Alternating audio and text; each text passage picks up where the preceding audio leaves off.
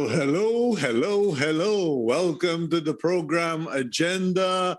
I wish you all a pleasant, good day. And wherever you are in the world, thank you for joining us. Thank you always to those of you who are subscribers of Cignal TV, especially those of you who watch One News PH here on channels 8 and 250. And of course, those of you who follow us here on Agenda.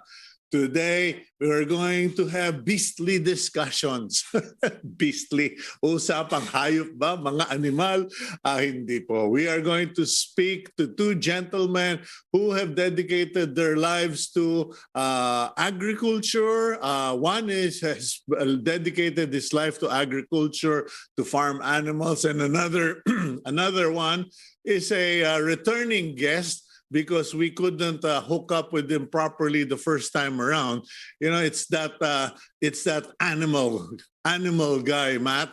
Matt, the animal guy. That's his website. Actually, we'll be joined by Matt Lowe later in the program. Let's get the day started. It's April 28, 2022, and today our first guest will be none other than Secretary Manny Piñol, who is somewhere in the Kabukiran. I can already see him, but allow me to quickly start the program, and we will bring former Agriculture Secretary Manny Piñol, who is now running in one of my senators, one on my list of senators for 2022. Okay, our daily starter for today: don't ever lie to someone to protect their feelings. They deserve the truth, and we will find out the truth regarding this conflict, if you would call it conflict, or misunderstanding or whatever, between two Department of Agriculture secretaries. Meanwhile, let's go to the front page of the Philippine Star for a quick review of the news. The front page today, April 28th. Omicron subvariant now in the Philippines. The first case was reported in Baguio when a Finnish or a citizen from Finland, Finnish, hindi po tapos, tiga Finland po siya, registered positive for COVID-19, and the person's Secretary Piñol, you're coming in. Your audio is coming in. Just a minute, please. Paki-mute lang po. Okay, the first case of Omicron subvariant now in the Philippines, but that person has recovered and has now left the country. Meanwhile, PNP groups seeking to disrupt elections. There are speculations reported by the Philippine National Police that there could be groups seeking to disrupt elections. That photo at the top right page, a boy being inoculated against common childhood illnesses in Barangay Santo Niño in Marikina Center. Kung kayo po ay hindi pa nagpapabakuna ng mga anak nyo, pabakunahan nyo na, not only for COVID, but for the general problems such as polio, diphtheria, etc., and measles particularly. Meanwhile, that center photo, the beautiful photo that you see, is the Cebu-Cordova Bridge, and it was recently inaugurated by President Rodrigo Duterte in the company of none other than Metro Pacific Tollways Corporation Chairman Manny Pangilinan. Yan po, no? And then below that, BGC, the Bonifacio Global, yung Fort Bonifacio has been declared as under the territory of Taguig City according to the Supreme Court of the Philippines. So yan na po, tapos na ang boxing. It belongs to Taguig. President Rodrigo Duterte has also decided to skip the ASEAN leaders meeting with U.S. President Joe Biden because the president believes that he should not be joining such meetings and consultations given that he is already leaving his office and cannot make commitments on behalf of the country as such. COVAX, the vaccine sharing platform, COVAX is willing to replace 3.6 million expiring vaccine doses. Yan po, okay? And again, Bongbong Marcos to skip COMELEC panel interview because he is too busy with the campaigns. On the left side, that image of police officers casting their votes under the absentee voting system for those who will be on duty for the national elections. Last but not the least, Philippines pulls Uncharted, the movie, from cinemas over 9-line. Yan po yung pelikula ni sino ba gayon? Si Tom Holland and Mark Wahlberg, because somewhere during the movie there is a map that shows it is a map with a version of China's claim to the West Philippine Sea. And that's all we have for the front page of the Philippine Star. Let's now go to our main interview for the program. And today we are going to speak with former Agriculture Secretary Manny Piñol and discuss with him all this brouhaha about a column written by our colleague Mon Tulfo. And I will ask Secretary or Senatorial candidate Manny Piñol to speak for himself. Sir, good morning. Morning, Cito. I am in the middle of the agricultural town of Talakag, Bukidnon. Galing ako actually ng Cagayan de Oro. Yesterday kasi ako ang speaker ng Philippine Society of Agri and Biosystems Engineers, no? Yung kanilang annual convention. And I'm on my way back to my home province, Cotabato, via the mountainous towns of Bukidnon province. Okay, now yesterday I was surprised, actually late yesterday, I was surprised to come across your post because I've been following your post, your campaign, and medyo parang nagkadiinan yata kayo ni Secretary William Dar. You seem to have taken issue with a column written by Mon Tulfo regarding the track record of William Dar, the issues at the Department of Agriculture, and you took umbrage or exception to the fact that past officials of the DA are being blamed for the current woe of the Department of Agriculture.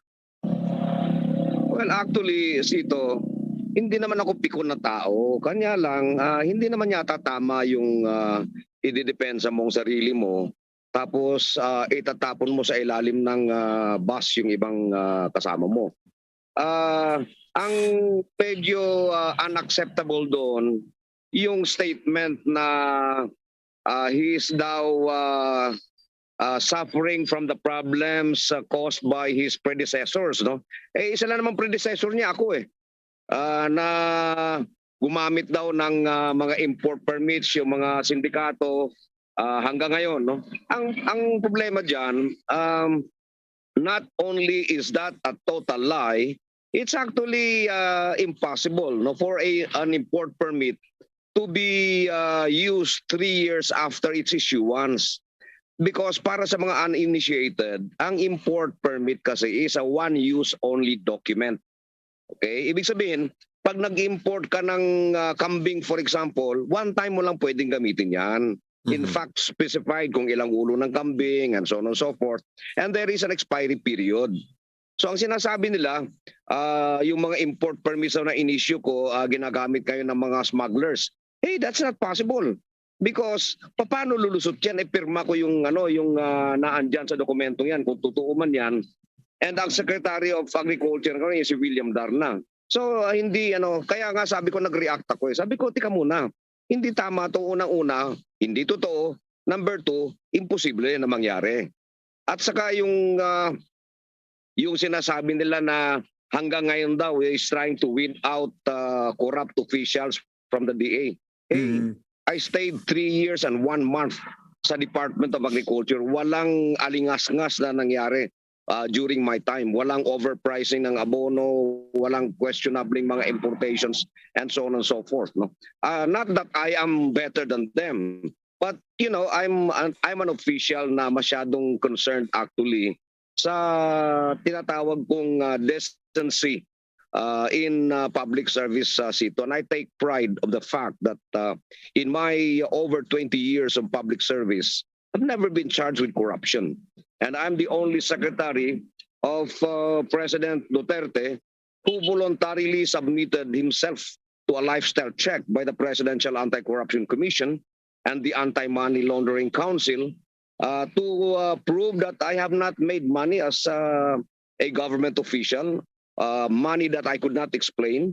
And yan ay 7 buwan na ginawa ng PACC. No? I'm not being defensive, but when you assault my integrity, Cito, when you cast aspersion on my person, ay teka muna, mag-aaway tayo diyan.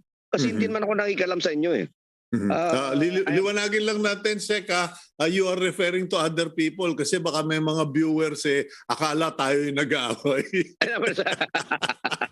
No, I'm referring to that column, no? Si Montolfo, kumpare ko yan ninong ng pangalawang anak ko yan hayaan ko na siya, ugali niya talaga yan, magsulat ng hindi veripikadong mga column, no? Okay. At nasanay na ako kay Montolfo, so hindi ko siya papatulan. Pero yung kinote ni William Dar sa kanyang post sa Facebook, yung sinulat ni Montolfo, para bang binavalidate niya yung statement ni Montolfo, that's another story. Okay. So as far as the column is concerned, sanay ka na or you take it, you take it in stride. However, yes, of course. Sanay naman tayo sa kanyan eh. Yeah, what happened was, and you were also a former journalist. I understand, no. Minsan nagiging careless tayo sa ating mga sinusulat, pero wala namang ganong damage yung sinulat ni Montulfo eh. Ang inayawag ko lang diyan, parang binalidate ni William Dar yung sinulat ni Montulfo by sharing it in his validated Facebook page, no? Na para bang sinasabi niya, sinasabi ni Montulfo, hindi ko kasalanan to eh. Mali yan. Hindi tama yan, no? Okay, now you were talking about weeding out corrupt officials. In your rebuttal, yung nung sinagot mo si William Dar, Secretary William Dar, sinabi mo na may pinatanggal kang opisyal o mga opisyal na nakabalik during the time of William Dar. Could you give us details on that, please? Yes, actually, and I will name that person, no? Because ito prangkahan tayo, Cito, wala naman tayo kinatatakutan. During my time, hindi ako happy sa performance ng isang assistant secretary, former General Federico Lasiste. Assistant secretary siya, no? So kinausap ko si Presidente Duterte. Sabi ko, sir, hindi masyado komportable kay ASEC Lasiste kasi kanyang appointed yun eh. Sabi niya, sige, alisin ko sa DA. No? So inalis siya sa DA. Nung mag-resign ako from the DA, nalaman ko na lang, nakabalik. And siya ang parang head ng anti-smuggling operations ng DA.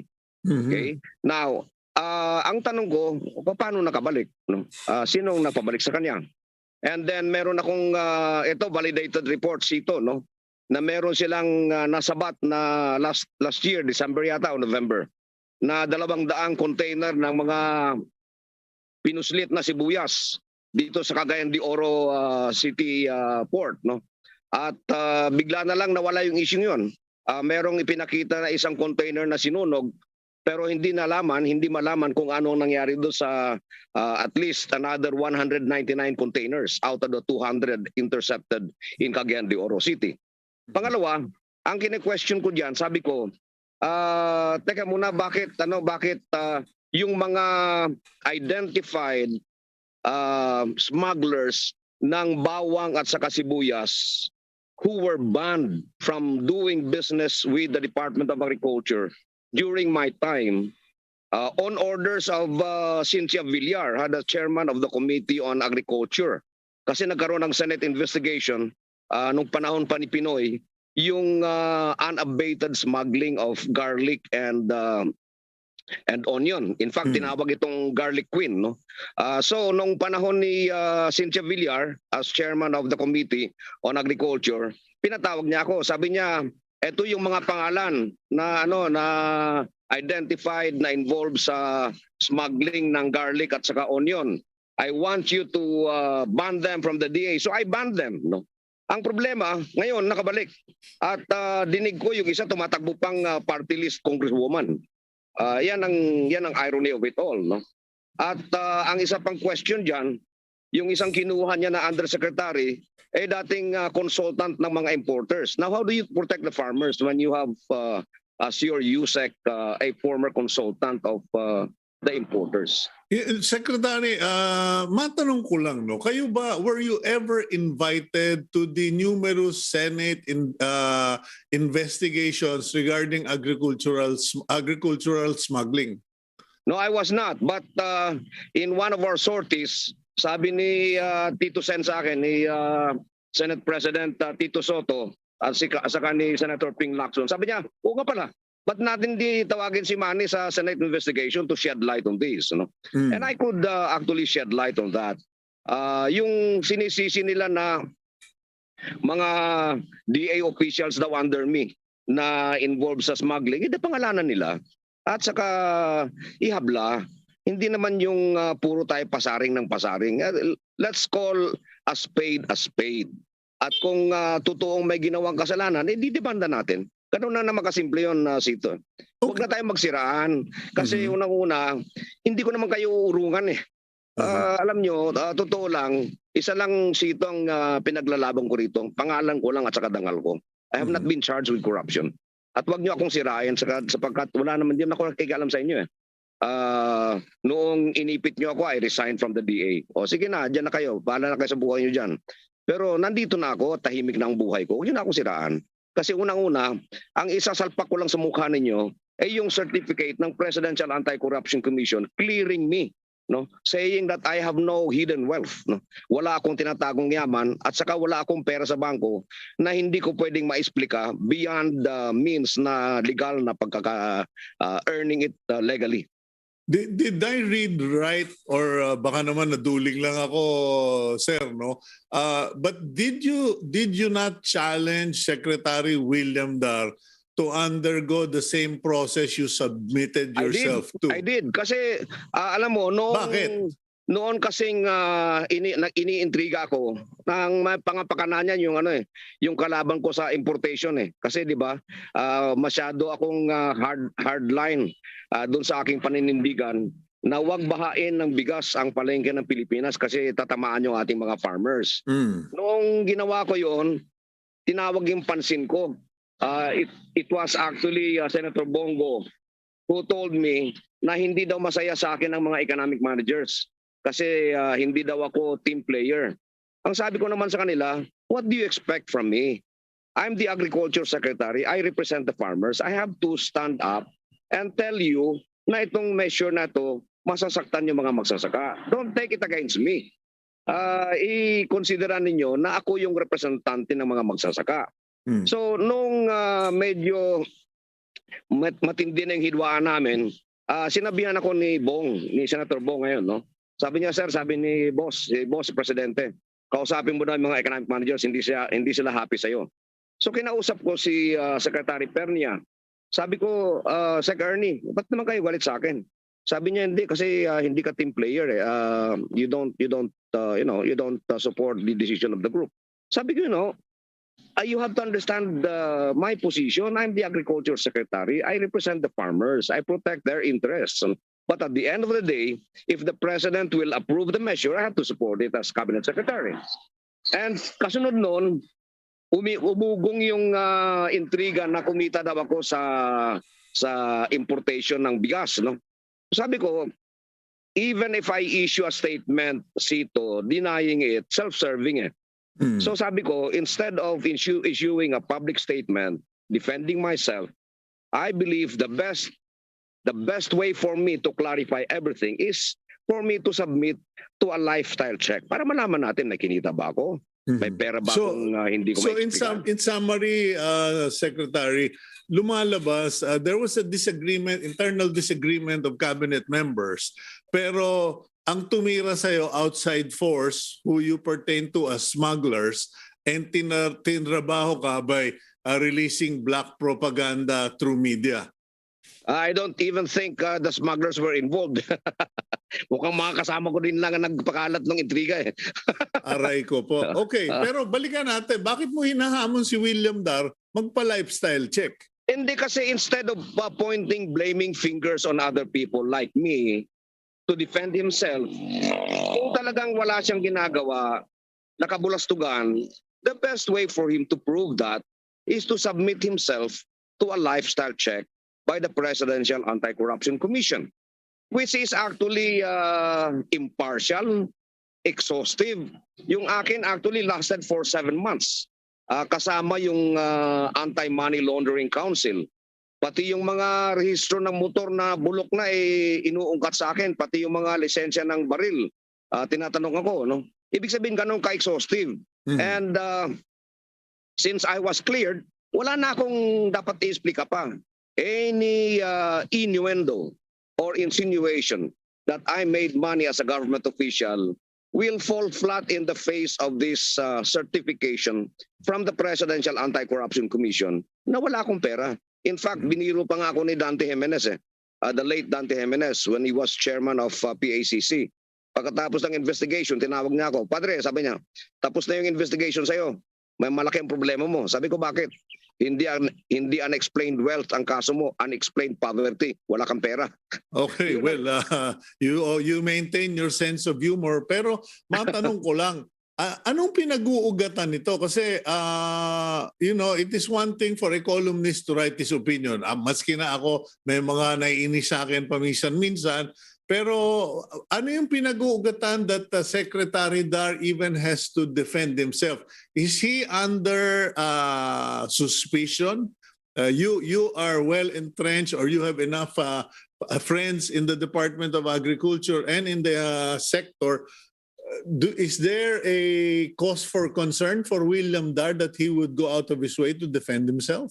I believe so. There is actually this perception, not only in the agriculture sector, but even outside of the agriculture sector, that he had not been, he had not been living up to the expectations of people as Secretary of Agriculture. And ang recent issue sa kanya actually itong agricultural smuggling na talagang talamak na, no?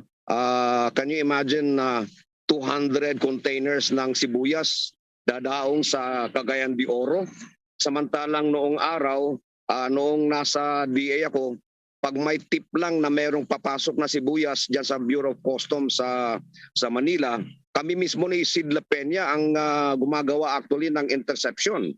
Sapagkat joint monitoring ng customs at saka DA yon. Hindi ko sinasabing walang nakalusot. Maaring merong nakalusot.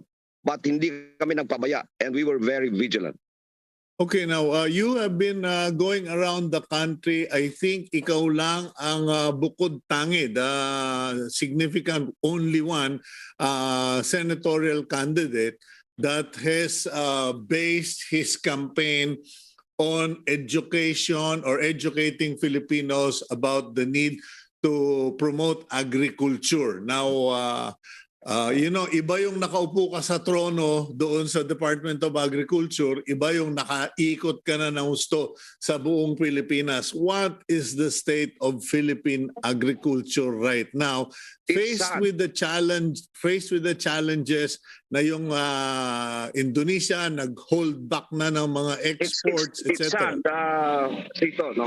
I was in Nueva Ecija the other day. Umiiyak yung mga farmers kasi ang bili ng kanilang palay 14 pesos per kilo. Samantalang ang urea 3,500 ang isang sako. Now, yung 14 na yon in the face of the very high price of fertilizer, wala nang kita si farmer doon. Ang pinakamababa dapat nabili ng palay ng mga magsasaka para kumita sila ng kahit konti would be about 18 to 19 pesos. Yun, medyo kikita sila ng 2-3 piso isang kilo. But yung 14, lugi sila doon. And the thing is this, kausap ko yung isa kong kaibigan na medyo malawak yung lupa sa Nueva Ecija. Siya mismo medyo pwedeng mahaba ang PC niya kasi medyo may kaya Pero you know what he told me? Sek, kapag hindi ka nanalo sa eleksyon na ito at magpapatuloy ito, yung lupa ko na yan, i-convert ko lang into subdivision. That's about 30 hectares. It's the same feeling among farmers. I also talked to a poor onion farmer in Pantabangan, Nueva Ecija. Ang bili ng kanilang sibuyas, 14. Samantalang noong Disyembre, umabot ng 500 ang kilo ng sibuyas. And nobody is talking on behalf of these people, Cito. That's why I've been telling farmers, hey, alam niyo naman wala akong pera. Pati tarpulin ko mga farmers na nagpapagawa. But I'm doing this for you actually. I'm doing this for the country. I feel it is part of my patriotic duty to submit myself to the Filipino people and tell them, hey, I could change things. If you trust me, if you elect me as your senator, makakatulong ako. This country actually, Cito, I believe could be food self-sufficient. But we have to reset our mindset, no? Number 9 sa order of priorities natin ng agriculture sa budget allocation, 1.4%. That's only about 80 billion of the 5 trillion budget for this year. Naandun sa taas yung CHED, naandun sa taas yung DPWH, naandun sa pangatlo yung Department of National Defense. I'm not saying that these departments are not important. Pero may eskwelahan ka, may tangke de guerra ka, may malalapad kang kalsada, wala ka namang pagkain. Tingnan mo nangyayari ngayon. Pati mga pagkain natin ang mamahal na. Hindi na kaya ng ordinary Pilipino ito. We have to change things, Cito. And I have the formula. After talking to people on the ground, I have the formula of how to do it. We just have to support our farmers and fisher folk. And this country could produce enough food for its people and even export the production in excess. Okay, I've been watching you on the ground. I've been watching other candidates, and unfortunately, masaklap talaga, Secretary, no, na ang mga nangunguna, yung mga popular, yung mga tinubuan na ng tahid o ugat sa politiko, mga professional politician. But where are you in the scheme of things? Sa mga rankings ba, papasok ka ba sa Magic 12? I'm not worried about the survey, Cito. I've been moving around the country talking to farmers, and you have to understand, nasa RSBSA, yung Registry Service for Basic Sectors in Agriculture, that's fisher folks, farmers, and workers in agriculture. 13.5 million ang members niyan, registered, no? And I've been talking to them, I've been asking them, hey, did the survey companies call you up to ask you kung sinong presidente nyo at sinong senador nyo? Lahat ng pinuntahan ko, Cito, nagsabi yung mga magsasaka, wala namang tumawag sa amin. Ang ibig nyo sabihin, hindi kayo kinakausap. Kayo na sumusuporta sa akin. I'm not afraid, no? Cito, I'm not even worried. I'm not even bothered. No? I'm confident that if the farmers, the fisher folks, and the agricultural stakeholders will realize that we need to join hands to change things in this country, we will win these elections. Why? Because modesty aside, ako lang yung kandidato actually, over 60 of us, ako lang yung kandidato who had been consistent in his advocacy on environmental protection, on food production, and job generation, and have never veered away from these advocacies that I've carried.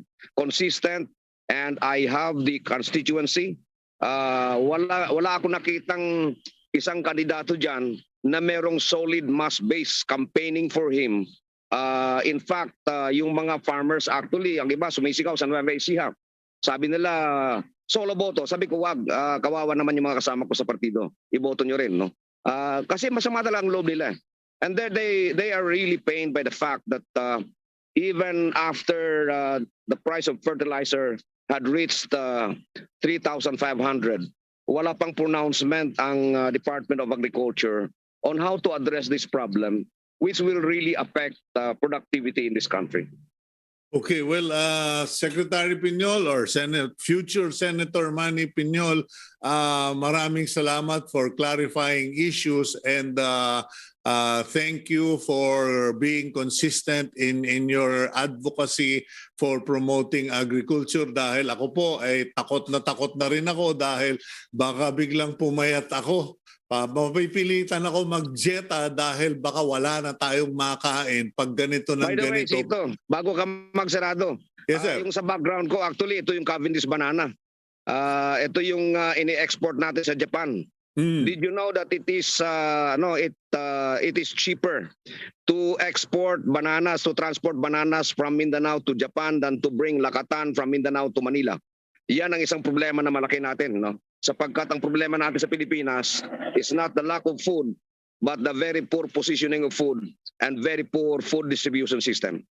Okay, well, we will work on that together, I'm sure, kasi win or lose and mas malamang win, naniniwala tayo that food security is going to be our biggest concern in the next 3 to 6 years. Thank you very much, Secretary Manny Piñol, future Senator Manny Piñol. Magandang araw po sa inyo. Magandang araw, Cito, at salamat. May God bless us all. Okay. That Senator, or well, former Secretary and future Senator Manny Piñol here on Agenda. We'll go for a quick break. And when we come back, like I promised, if you remember a few months ago, I had been trying to interview a gentleman from Australia who is very qualified in terms of animal behavior and training of animals.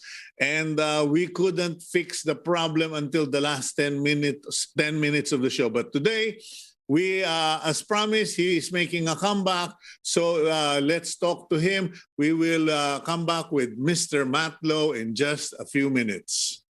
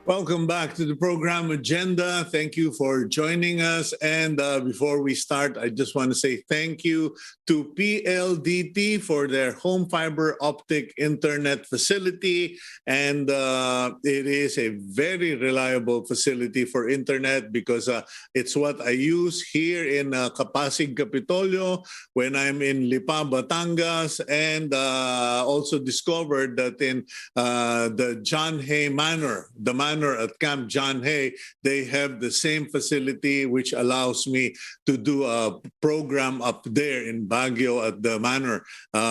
Good morning to Manor GM Mon Cabrera and the staff of the manor. Thank you for always taking good care of us when we are up there. Okay, now let's go on with the program. As promised to our guest, we will make the return of the comeback. We have with us animal trainer, animal behaviorist, and basically guru or expert, none other than Mr. Matt Lowe. Matt, welcome back to the program. Hello, Cito. Thank you for having me. Finally, I'm back. Okay, well, anyway, we were talking about your life as an animal trainer, behaviorist. Just quickly, again, for those who didn't catch you the last time, how did you get into this business? Well, it is kind of a long story, but I'm aware of time, so let me just try to keep that brief. So I started out from schooling years, and I used to go into SeaWorld in Australia, and I would volunteer my time. And through that volunteering process, I led to me learning the skills, but starting at the very bottom. I eventually left school, and I got a job there, training dolphins, whales, and sea lions. I did my time there. When I say my time, I spent quite a number of years there, over a decade. And within that time frame, I got to experience things such as movie sets and commercials and still shots and training animals for that sort of thing. I then went to China and I set up an aquarium in China, and I trained the people and the animals. And I trained the animals to be able to remain stress-free while traveling on trucks and aeroplanes, because you've got to understand they've never been on trucks or aeroplanes before, right? So it seems like an obvious thing now that I say it. Then I went to Mexico, did a open water swim program to allow people to swim with dolphins and sea lions, did a stint in Vanuatu, Japan, came back to Australia and started training animals for TVs, movies and commercials. As you know, the TV and movie industry within Australia is huge, so there's a big demand for animal wranglers and so forth. But within the process, I also found out that everyone that has a pet has an issue with their pet. Whether they've got a dog or a cat or a bird, whatever it may be, they've got some issue that they just don't know how to fix. So I took those skills that I'd learnt and I applied them to dogs, cats, horses, birds, a whole range of animals. You know, when we spoke last time about, how do you train different animals? Well, in everything that I've done, all my skills, I've learned animal psychology, and the behavioral principles are the same, but you just need to apply them different to each species. As, for example, you'd apply them different to a dog as you do apply them differently to a horse or to a cat or a bird. Make sense? Okay, now here's the thing. Most animal behaviorists or trainers such as yourself always state that you actually end up having to train the owner and not the animal, because the animal only does what the owner signals them to do. Do you believe in that as well? Yeah, I do within reason. The hardest thing about animal training are the people. That's a tough one to get around because people are they're inconsistent and people don't pick up on body language. The way animals communicate is they communicate with body language more so than verbal, whereas people, we communicate verbally more so than body language.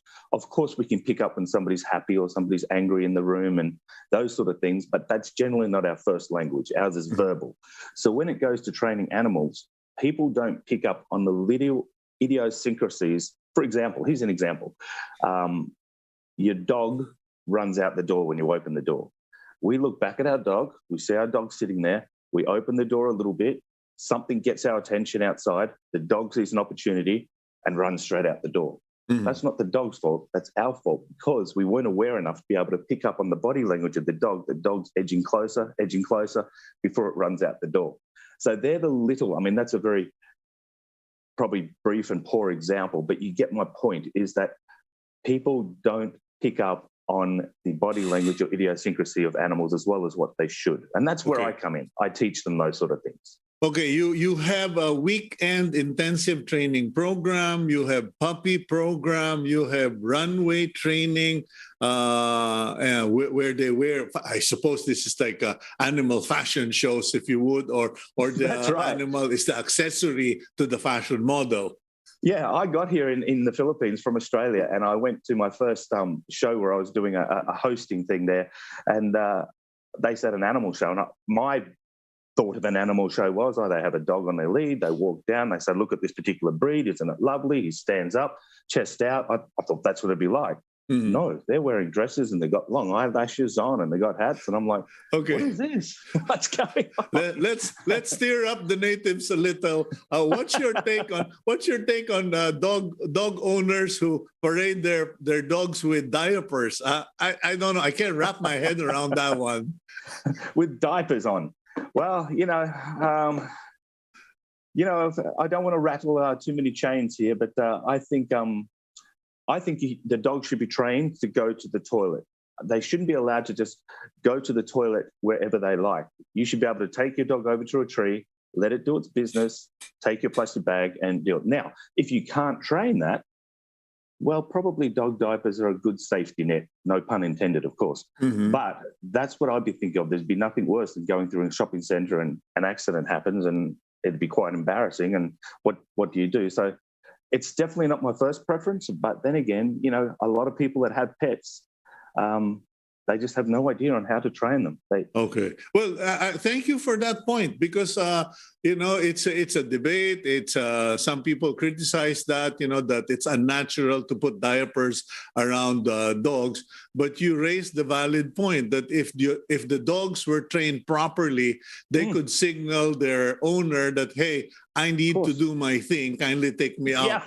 Okay, because that's the same thing with our dog. She can actually. We have Great Danes, and one of our dogs does open doors. She knows how to open a lever door. So anyway, but going back to all of this, are you married to a Filipina? No, married to an Australian lady. Okay, so but you're based here in the Philippines. Yes, she has her position here in the Philippines. Okay. Now, no, I needed to clarify that because I was going to ask you a localized question pertaining to Filipinos. I just wanted to make sure. You can do that. You can do that because a majority of my clients are Filipinos. Okay, no. The thing is, what pets or animals fit the Filipino culture, mentality, lifestyle? Because when I go out, Filipinos have all sorts of pets, and I'm like, guys, did you do your homework? Because a Siberian Husky requires air conditioning, etc., and a Python. A lot of work. Yeah, please. Yeah. And I think it's not just the Philippines. I think it's people in general. But I think people sometimes purchase pets as a status symbol more so than an additive to their family. I think that people that have those Malamutes, don't get me wrong, there's people who are Malamute lovers or Husky lovers. They love those dogs. But there's other people that just like to walk around and they've got a big dog on their leash and everybody's like, ooh, look at the size of that dog. They like that sort of thing, but they don't understand the work that goes into it. So the first thing I tell people, and they say they're going to be getting a dog, I say, think of your lifestyle. What suits your lifestyle? Where do you live? Do you live in a shoebox? Do you live in a mansion? Do you work a lot? Do you stay at home a lot? Do you like to exercise? Do you not like to exercise? Because there's some of the many questions that you need to ask yourself before you purchase a pet. If you purchase a pet that needs to exercise a lot and you get home from work and the last thing you want to do is exercise, then that's not the pet for you, because what's going to happen is that pet will run around inside, go crazy, start doing stress-related behaviors such as chewing and barking and trying to get your attention. it'll drive you mental. And that's just because it's the wrong peg for the wrong hole. Yeah. So I think it's very, very important to ask yourself some pretty simple, straightforward questions before you get your pet, and figure out what your lifestyle is and purchase a pet that's according to your lifestyle. Okay, now having said that, what are the signs that a pet owner has problems in the making or already has a serious situation? Because you were talking about stress-related issues and signs. You were saying barking, chewing, and stuff. Would you just give us the signals? Okay. Well, let me first talk about stress-related behaviors. Stress-related behaviors for dogs are constant barking. They don't stop. Other stress-related behaviors are pacing up and down, doing the same routine, walking the same path all the time, chewing the furniture, chewing curtains, chewing your shoes, things like clawing the floor, continually clawing the floor or your cushions or something like that.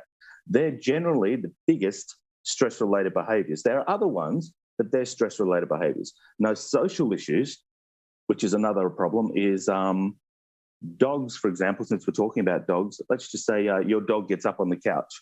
You can sit on the couch, but maybe your partner or your children can't sit close to the dog. The dog starts to growl. You can see the dog gets all tense because it doesn't want you near this cushion or doesn't want you near this position. That's a clear sign of a social imbalance.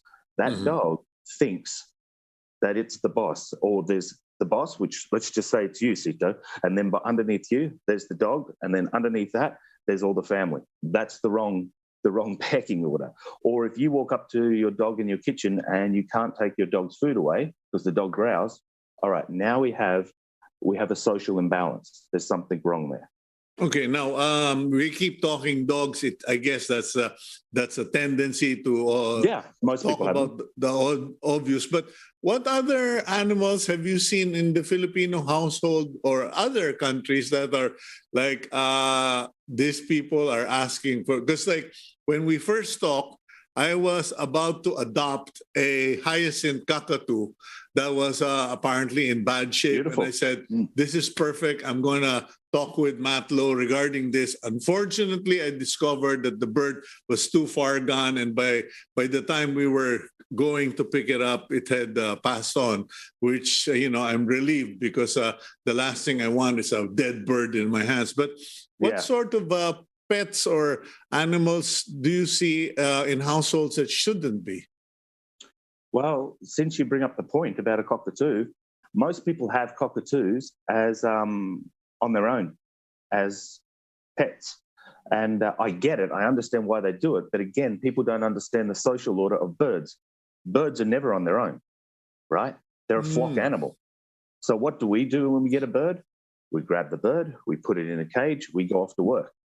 That couldn't be further apart from the way they are normally in their head psychologically and how they are out in the wild. So as a result of doing that, that causes stress-related behaviors, such as a common one is feather plucking. They pull out their feathers. They don't eat. They chew the cage. You'll notice a lot of cockatoo cages have got bent bars, which are just from stress-related stuff as well. And then when you get home, you pull your cockatoo out, you put it on the shoulder, and your cockatoo becomes a one-person bird. It's not like a bird that you can share around the family, because that's not how they think in their flock. They pair up together, and they pair up together for life. So when you say, you put the bird on your hand, you hold the bird only likes one person. It's either males or females or specific people. To add to that, Cito, they live to like 97 years of age. So if you think you're going on a holiday, think twice. You're not going. They stalk and carry on. My wife and daughter pointed that out in no uncertain terms. Who's going to take care of the bird while you're out? That's a very good point. A very good point. And on the question that you were asking before, I pointed out birds, but let's point out something that's maybe obvious to, say 50% of the pet owners probably have cats. Okay. Yeah. So cats are very different to dogs, but people treat cats like dogs, and to state the obvious, They're not dogs. They have different social orders.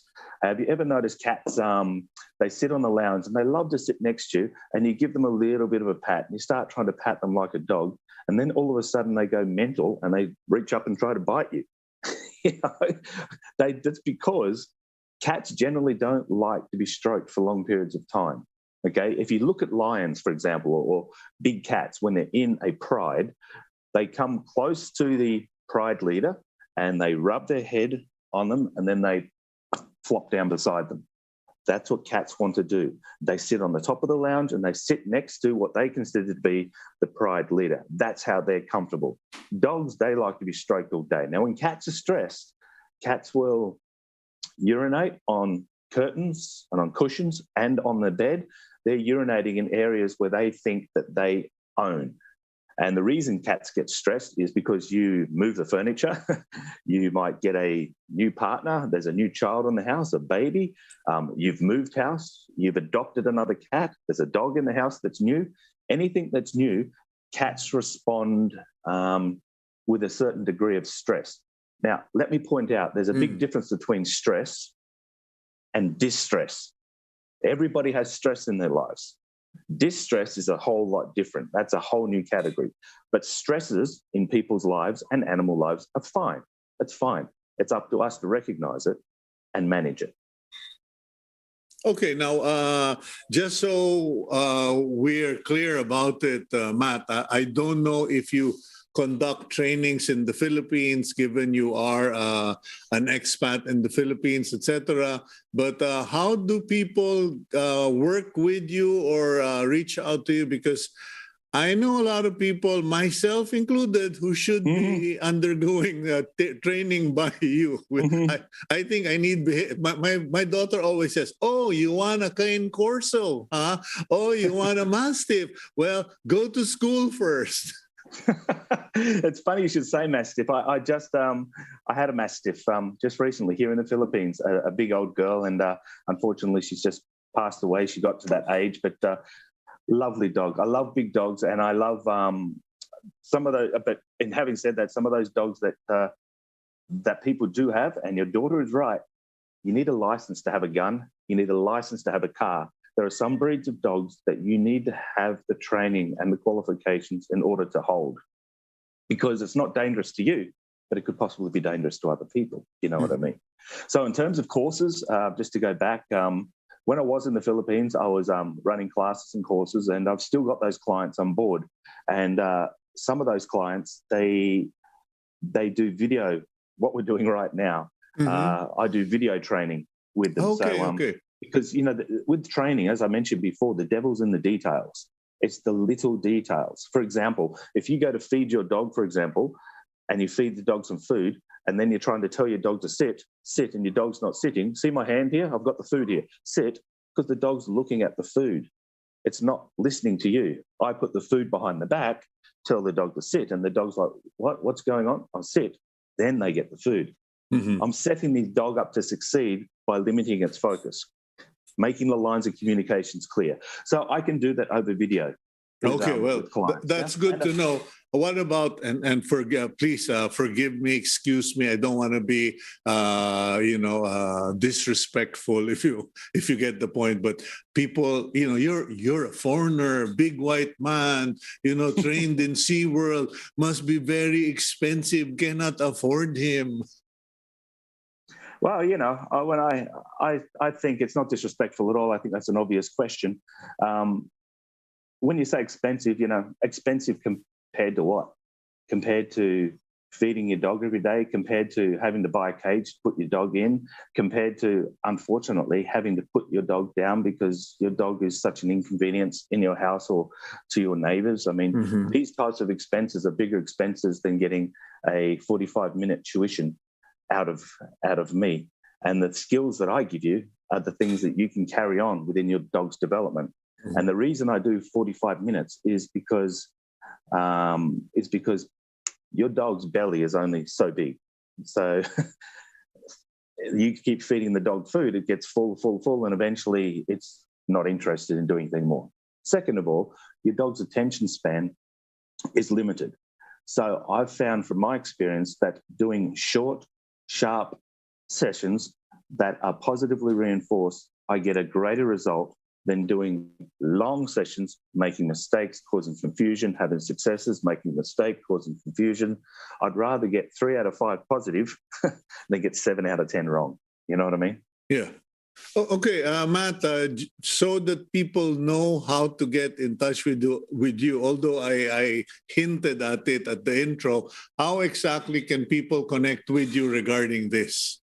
Easy. They can just go straight to my Facebook, to Matt Lowe, tag stands for That Animal Guy. My Facebook and my Instagram, they can contact me direct through there. On there are a bunch of tuitional videos as well, training videos, which go through step-by-step programs, which they can learn straight through those videos for free. If they wanted something a little bit extra, because there's always something that you think, I'm doing something a little bit wrong, I don't know what it is, I just need someone to put their eye on it and tell me, contact me. Okay. Is there such a thing as a hopeless case? Because I've seen a number of people who gave up on their big dogs or even small dogs simply because they couldn't discipline the dog or make the dog behave. There is some hopeless cases. There is, and this isn't behavioural. There is no behavioural hopeless case.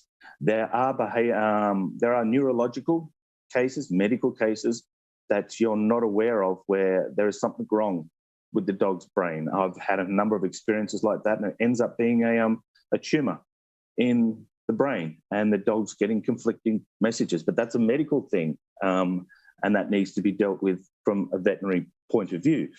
So what I say to people who have a dog or a pet that's perhaps considered to be out of control is, let's go and get the medical test done first, and let's get a clean bill of health. If they're a clean bill of health, then we can come back to the table and let's look at it from a behavioural point of view. And where people fail is they want all the answers and they want it now. They don't understand, take baby steps. We start here. That's a little bit of progress. Let's just stop for today. Let's take one more step tomorrow. No. People do a training session, they want it all done within an hour. That's not how it works. It doesn't happen that way. So, well, we got to go, Matt, but please, our viewers, especially those with pets that need training, or with you owners who need to have your heads examined, go to Matt Lowe and on Facebook, and he will help you. Thank you very much, Matt. Thank you, Cito. Lovely to be here. Okay, and before we go to our final blessing, ladies and gentlemen, in case he thinks I have forgotten, I need to say happy birthday. I want to say happy birthday. I want to greet happy birthday our executive producer, Gab Malyari, who is celebrating.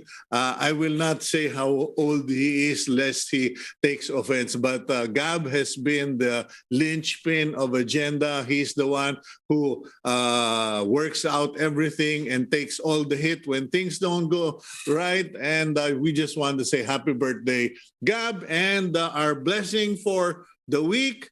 A prayer by St. John Henry Newman. May the Lord support us all the day long till the shades lengthen and the evening comes and the busy world is hushed and the fever of life is over and our work is done.